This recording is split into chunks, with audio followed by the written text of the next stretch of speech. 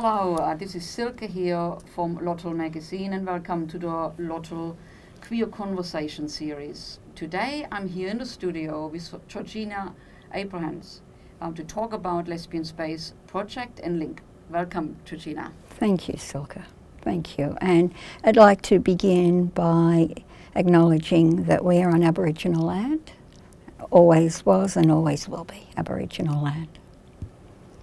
Thank you. This morning I went through the LOTL archive, and it is so exciting to look at some history. And this is our January cover in 1994.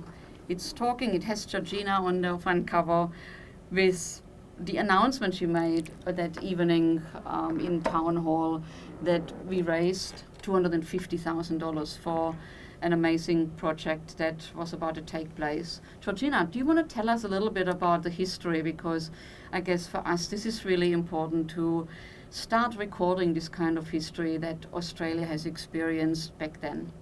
And Lesbian Space and everything around it is a really good story. It's worth telling.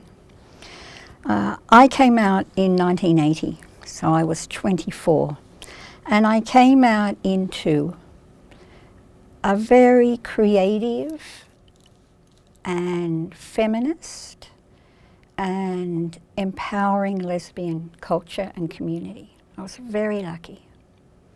And all through the 80s, every year, a different state would put on a lesbian conference and festival for a week or a weekend. And when that ended, like when it finished in Adelaide and there was a discussion, another state put their hand up and said, next year it will be in Alice Springs, or it will be in Melbourne, or it will be in Perth. I don't think we ever made it to Tassie. But I was lucky, I went to nearly all of them. Usually 300 to 400 women from all around Australia. And there would be weekend of workshops, and then in the evening concerts or theatre. And I loved the women I met, what I was learning, how I was growing, and how I understood that lesbian culture is so vibrant. It's our music, our relationship and our perspective on patriarchy, our relationships with each other. They were, and with the world, with children, with our parents. I felt very proud, and still do, about lesbian culture.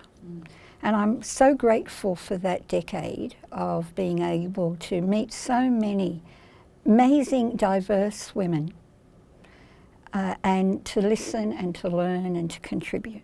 And then it was Sydney's turn in 1991. And it was the largest one I had been to. It was, the year before was Melbourne, and that was big.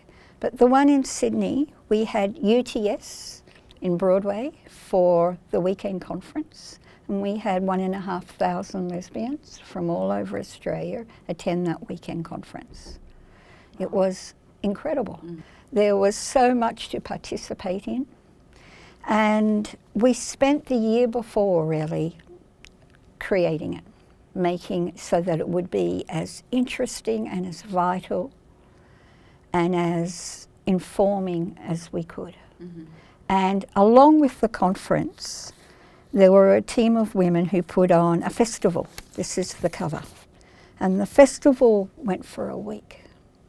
And there was theatre, there was comedy, there were forums, there were concerts. It was an incredible week of non-stop performance. And that then ended on the Sunday night with a concert at the Opera House. And that was, again, a night of such visibility and pride and humour and enormous talent. We had opera, we had Judy Small with folk, Deborah Cheetham with opera, we had rock.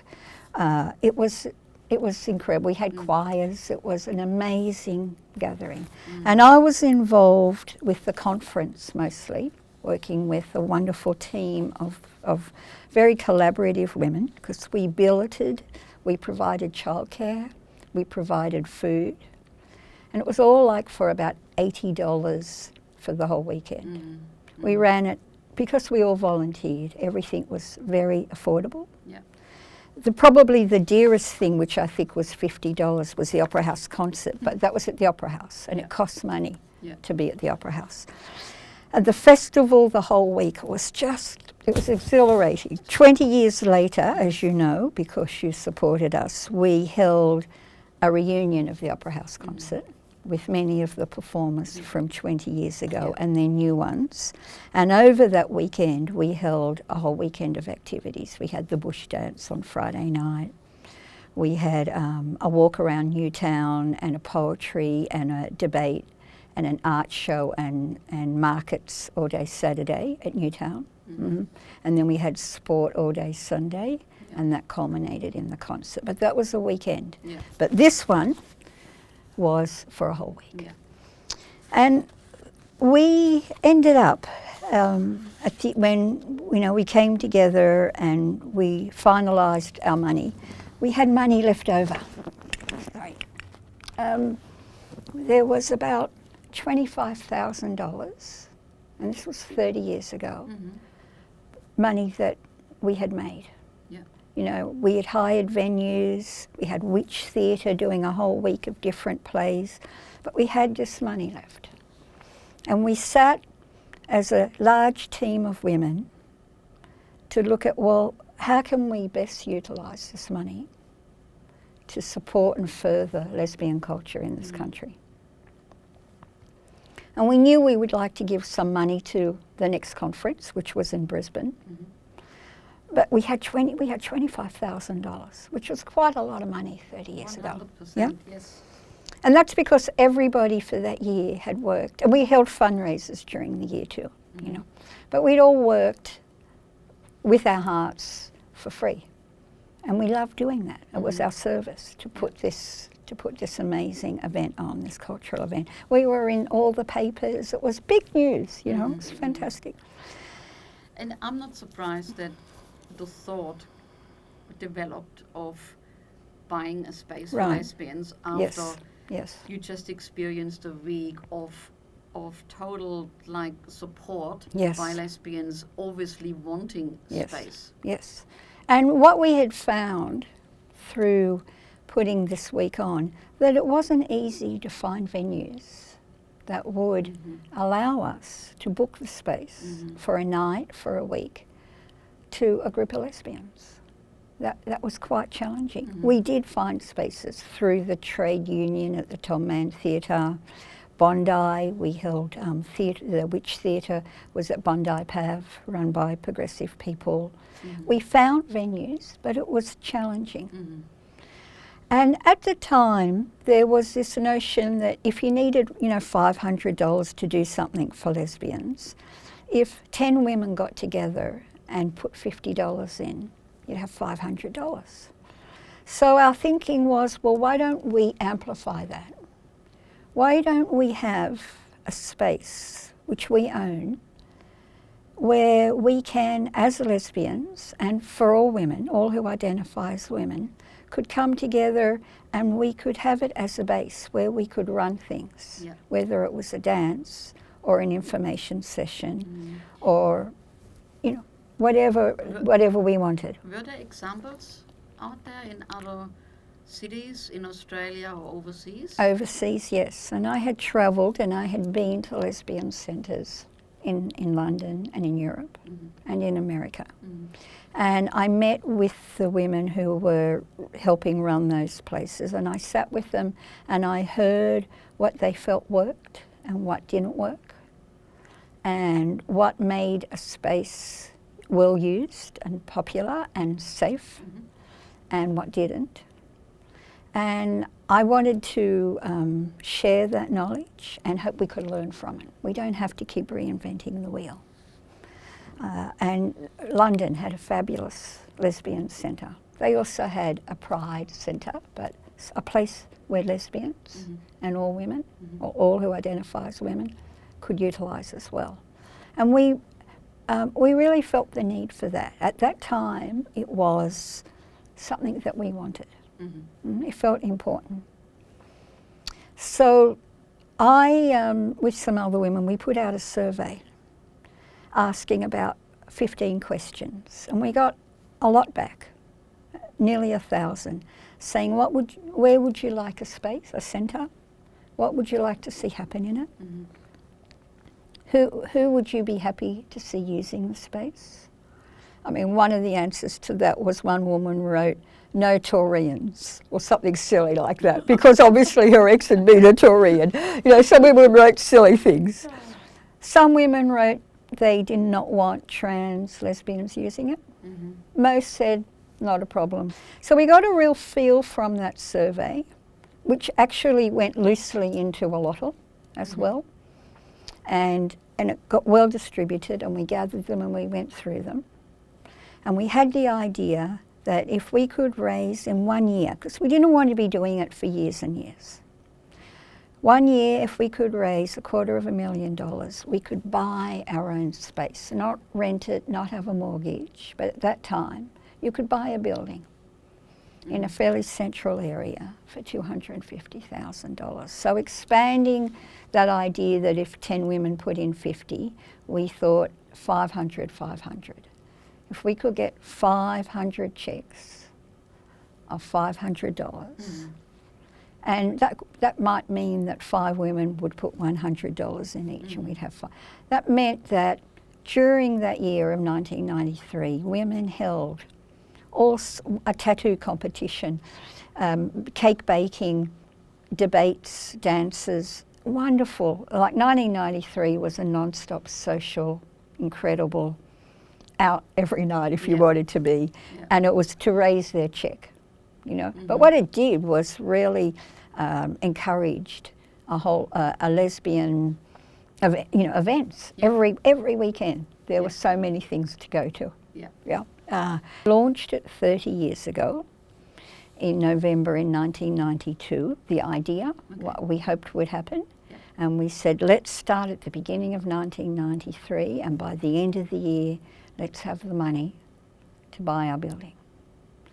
And we had the support of all the different wonderful variety of lesbians. We had S&M women, we had sporty lesbians, we had scholarly academic lesbians, we had creative lesbians, we had socialist lesbians, we had spiritual lesbians, we had women who loved to be at the pub at nights and play pool. And we worked really hard that year. I know for myself, I was once a week, I would speak at a different lesbian with a group about answer any questions, talk about why it was important, why their check was important. I went into pubs, I went to Lesbian Line, I went to sporting groups, I sat with the gay and lesbian choir. But there wasn't a week where I wasn't talking, invited to a group, and we talked about the project, why it was important, what it meant, and what it meant for that group, where they could rehearse, where they could come together. And so at the end of that year, how much did you raise? Where were you at? We had, women did bring checks that night, and we had busy counters, but there was a point where I came out onto stage. Julie McCrossan and Virginia Bell were emceeing, and they were brilliant. And we had the support of different gay men's groups too, who were very understood, because they had lots of spaces, and that was wonderful. But we didn't have any. We didn't have anything, not that we wanted it necessarily on Oxford Street, but we didn't have anywhere where we could go together. That was ours. And so we had one of those machines where the names of people who had given money would run across the stage, all the groups, and you could read it all night. It just went around, and when there was a new check that would get typed in by Kelly, and then you would see who, all the different groups and individuals who had contributed. So the night at on the Town night, Hall, I remember it well. Oh, you were there? Of okay, course I of was. course you were there. And Tulimit Cross and Georgina Abrahams were the host, and they were. they gave the audience hell. That was so funny. You are not getting out of here without having donated some money. That's right. Open your purses. It was just, the bus was just incredible. But there was a time when you realized Yep. we didn't reach it No. as well, right? No. So walk us. And the agreement was Yeah. that if we didn't reach it by the end of the year, which was our agreement with people to give money, then people would get their money back. Okay. That it was a centre or bust. And because we had everything very well documented, and we knew everyone who had given $10 to $1,000, you know, like my parents gave money. You know, people's brothers and sisters supported, you know, it was overseas. There were a group of Japanese lesbians who got together and sent a check. Same in America, same in England. Like, it was well known. And we promoted it overseas. So, come on, we need your support, sisters, you know, send us $500. But it was, during the night, just after, I think it was halftime, we could see that we were down about $50,000. Yeah, we had 200. And we were going to be true to our promise. If we don't have the 250, you would get your money back. And then, so they came out and said that. And money, actually, I don't know if you remember, because we're upstairs as well at the town hall, women were sitting, money fell onto the stage, like it rained money.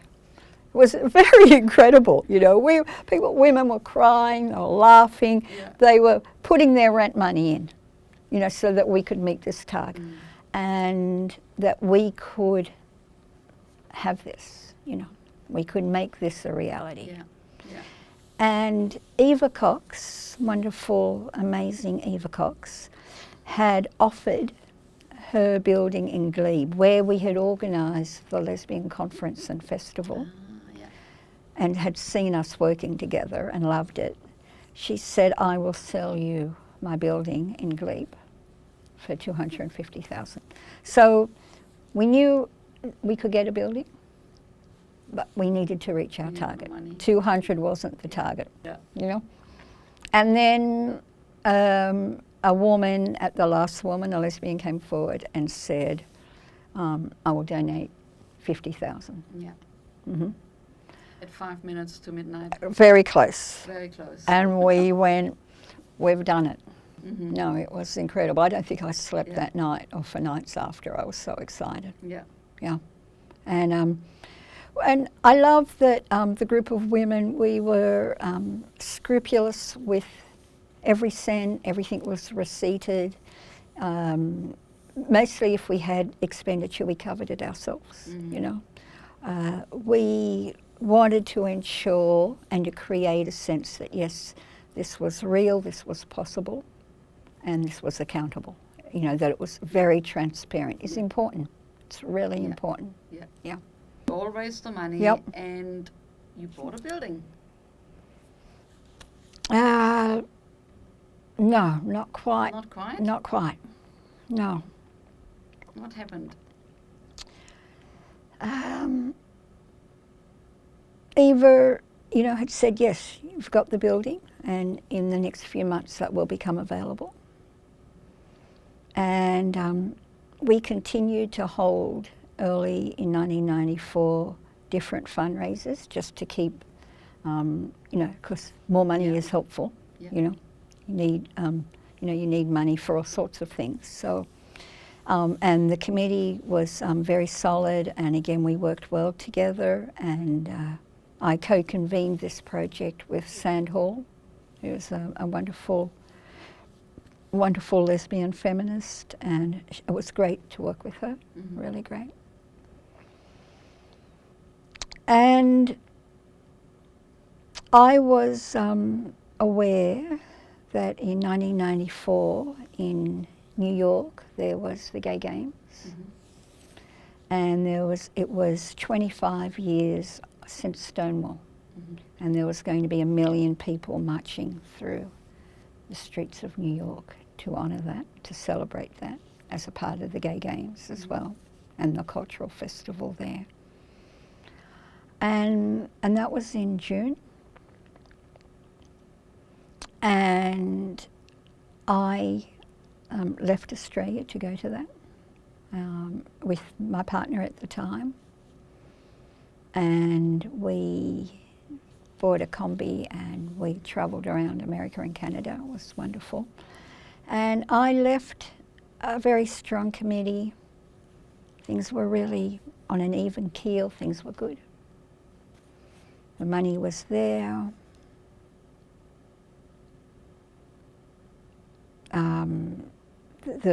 There was a lot of, as I said, goodwill and faith.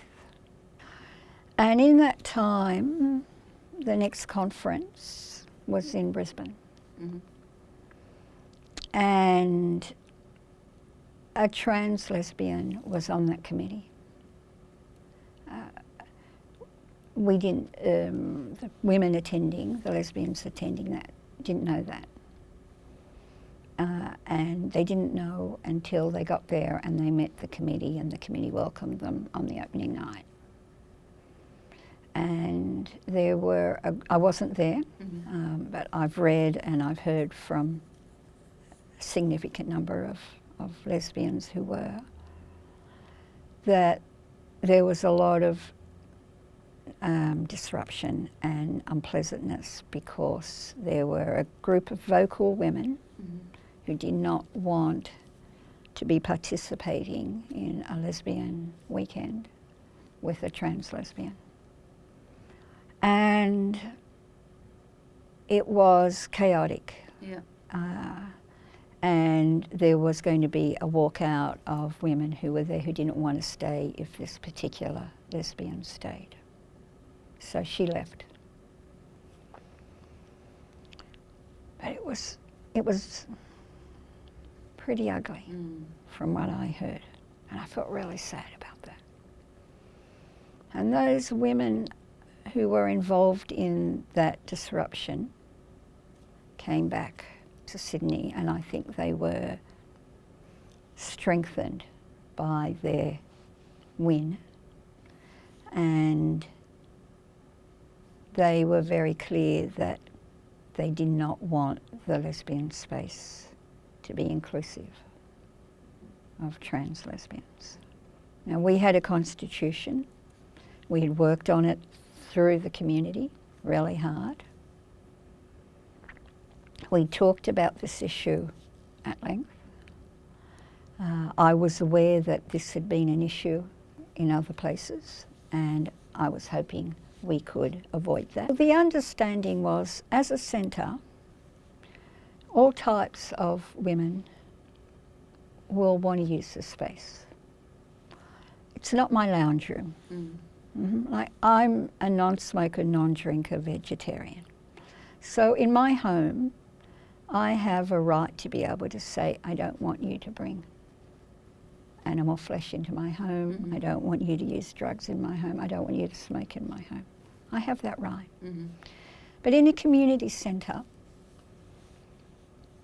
all types of lesbians and women who and lesbians who identify as women will use that space. So I thought it was important that in the toilets there were safe injecting rooms and cubicles, so that if women were going to use drugs or to shoot up, that it could be safe for them. They weren't using dirty needles.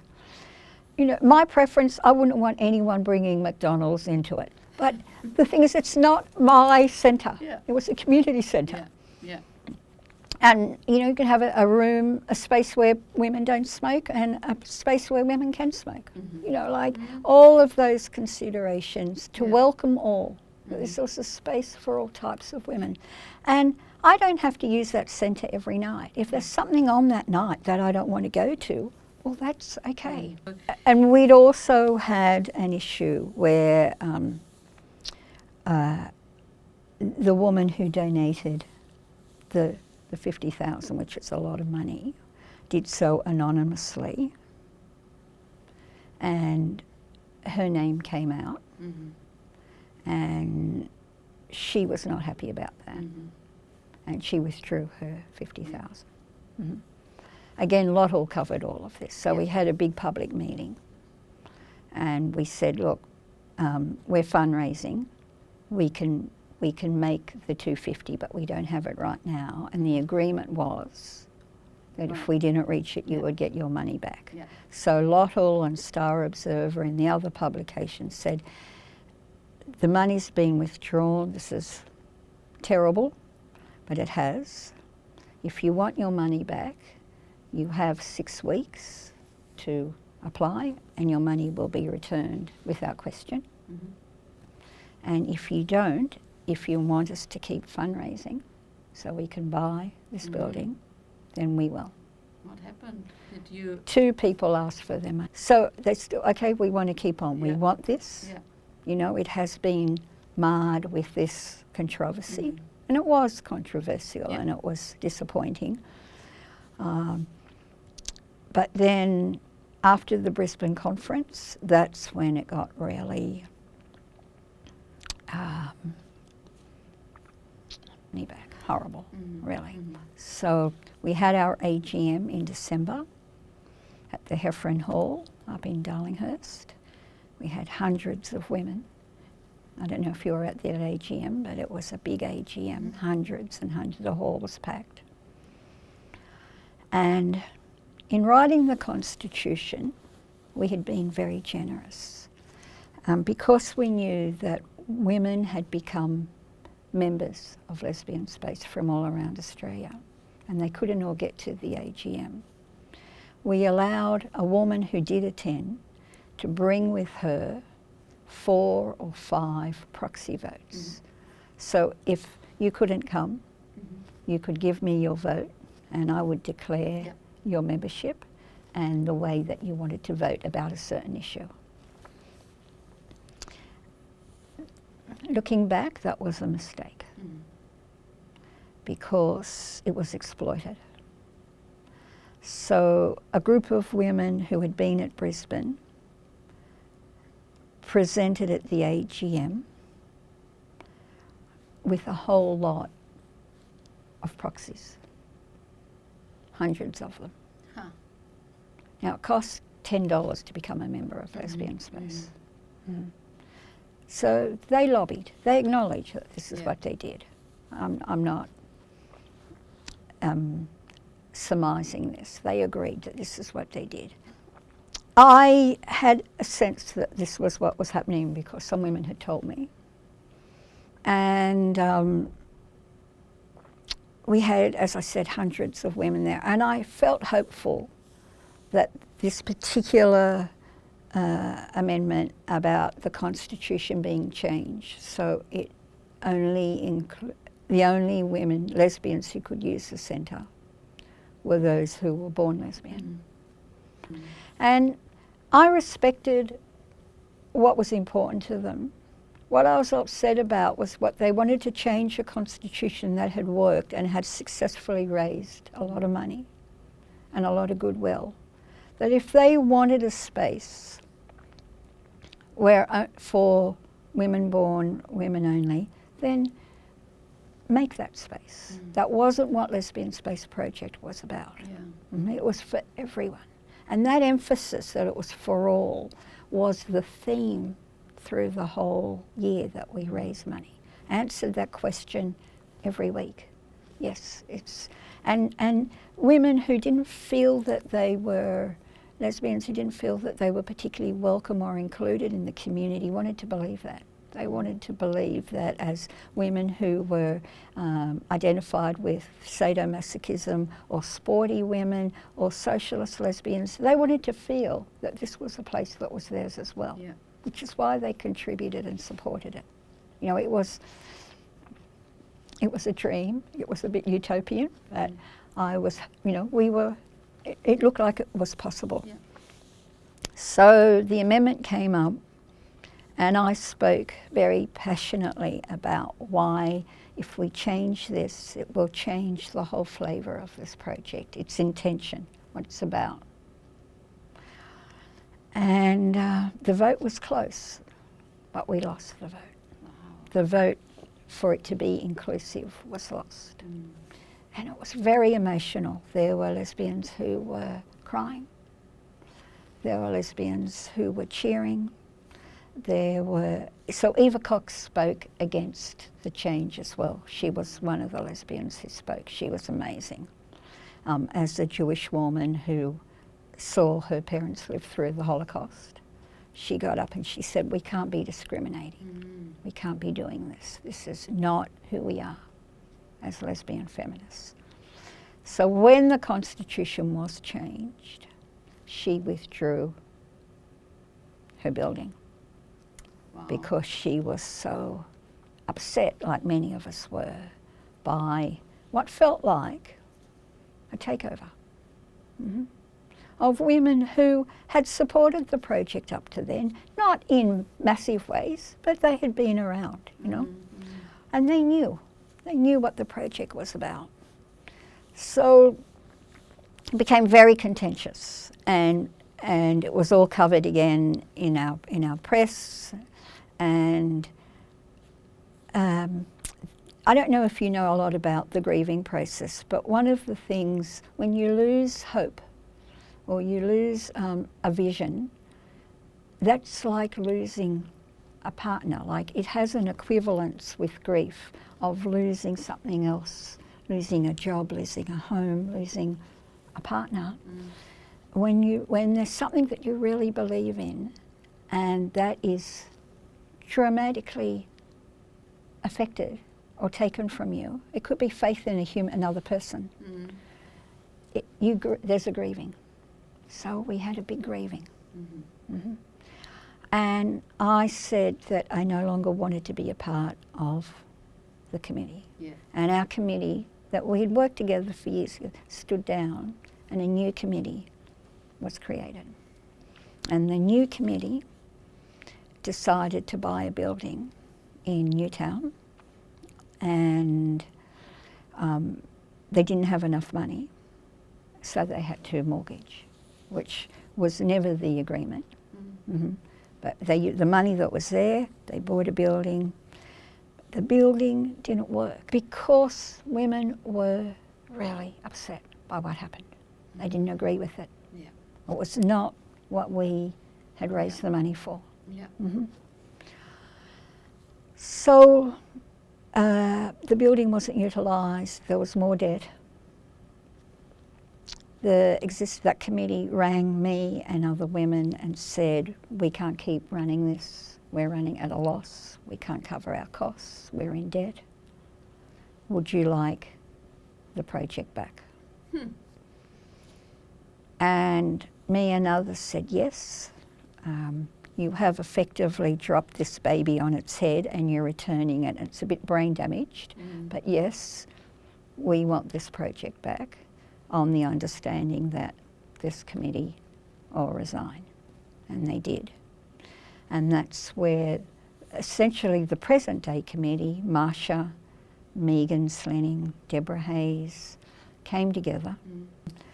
The council had created a whole lot of new regulations about a building, and it wasn't considered fire safe. And they came through and inspected this building that we now had responsibility for. And they said, you need to spend up to $500,000 on getting this building safe according to our new rules. And we didn't have that money. So we held a public meeting. We said, we want to sell this building. We're sorry, but we can't afford to keep it. But we can do something else with the money. And that's when the grant idea came up, that we would have lesbian spaces all around Australia. We would invest the money that was left from the sale of the building once all the costs were covered. And that money we would use then, we would invest, and the interest we would give out grants every year. There was interest then. We don't have interest anymore, but we made money off that money. And we gave that money out. And we've kept the principle intact. We still have done that. 30 years later, we still have that principle. And one of the things we did with that principle was we bought a unit in Surrey Hills, I think a one-bedroom apartment, which we've rented, and we've used that money for the grants. And that building that unit has gained a lot of value over the years. Plus we also had money invested for the interest. So all of our accounts, everything's very accountable, transparent. Any lesbian can see that, and all the grants that over the last 15 years or longer, we have given out more than $500,000 worth of grants to great projects, all types of projects.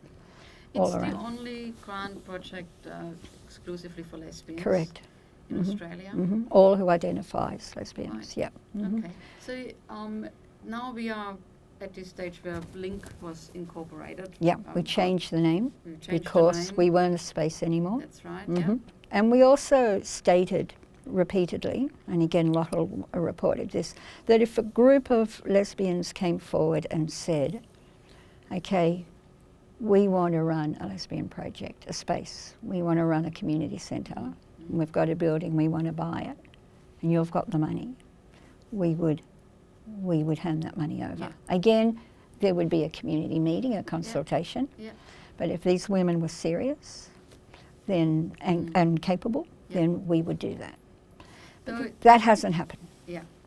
So LOTL applied for a grant 1 year, and we got some money, and we actually built our archive, which is really important work, and which we have completed now. Great. So this is great work LINC has done. And can you give me a few examples that you thought worthwhile? Jean Taylor in Melbourne has applied for a number of grants and received them, and she's published books about lesbian herstory, particularly in Victoria, but all around Australia. I think she's published now 4 books that we have helped support. Poetry books have come out, CDs, some wonderful music. Some lesbian music festivals have been funded, art exhibitions. During the Gay Games here, we gave a $5,000 cheque to the committee, and that sponsored lesbians from the Pacific who wanted to participate in the games, but they couldn't get here. And we funded those lesbians to be able to come and be a part of the games. Again, LOTL covered that. There's a photo of the big $5,000 cheque that we gave. There was one lesbian who wanted to pick up older lesbians in a van and take them out every month, and she needed a special licence. We gave her the money for that, and she did that. Dancers all around Australia have, and community events. Jewish lesbians up in the mountains wanted a big banner so they could carry it in Mardi Gras. We funded that banner. So here we are, 2022. 30 years later. So the burning question for me is, what is the future? What about LINC? Well, the committee is ageing, essentially. We're older lesbians. And we continue to have a commitment and a real sense of the importance of that money that is in our care for the community. But we would love younger women, younger lesbians who want to be a part of this, to come forward and be on committees. And that's not easy anymore. The idea now, I think on voluntary level, working on committees, most women, they get paid for being on committees, and they get paid well, No, you're right. And this concept of doing everything for no money, it's a bit it's a bit in the past. Now you've got skills, your time is precious. If you're going to do this, well, you want to get paid. Fair enough. I understand. Would love to have younger women come along and say we want to carry this baton on. So we're in discussion as a committee. Where do we want to be in 5 years' time? And we're looking at what the possibilities are. Sadly, the concept now of a lesbian spaces in a building, I mean, it might come back into fashion, but it's not current.